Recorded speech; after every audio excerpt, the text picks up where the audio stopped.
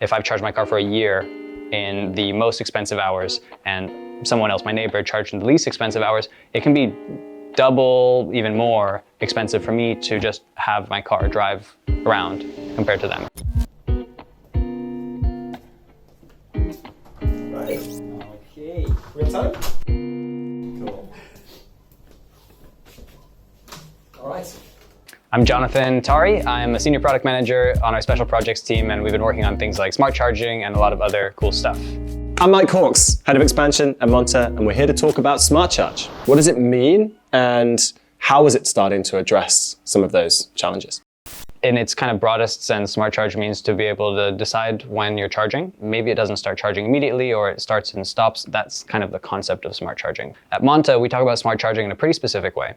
And that means for us where we will take into account your personalized preferences on what kind of electricity you care about, if you want to save money, carbon emissions, and then we'll actually do this pretty complex kind of optimization to say, hey, you need your car at this time, so that when you get your car, it's charged, but the charging to get there was done in the smartest way.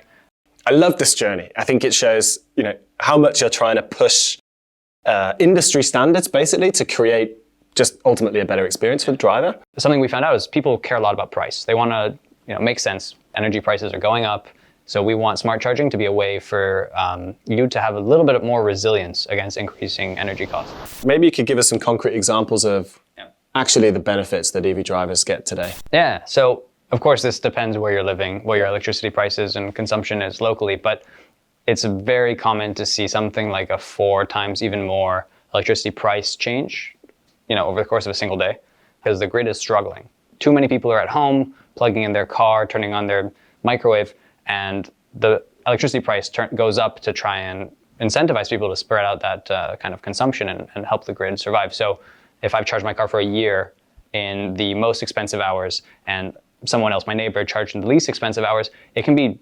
double, even more expensive for me to just have my car drive around compared to them. I'm an EV driver. I've got my car, my cable's in my hand. How do I actually set this up and make it a reality for myself? You would first plug in the car. You need to have your charge point already connected to Monta. Once you're ready to do your charge, that's when you go in, you can change your smart charge preferences. So that's when you can basically tell it what you're prioritizing: money, emissions, renewable energy. And then you will just go and do your charge as you would normally would, and you toggle over to the smart charge preference, and you tell it when you need your car ready by.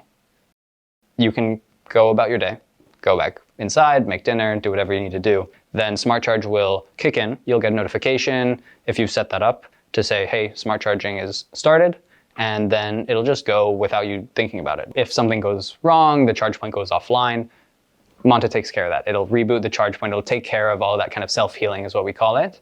And then you wake up in the morning, you'll get your summary screen, which is basically the receipt of your charge, and it'll show you those emissions that you've saved, the money that you've saved.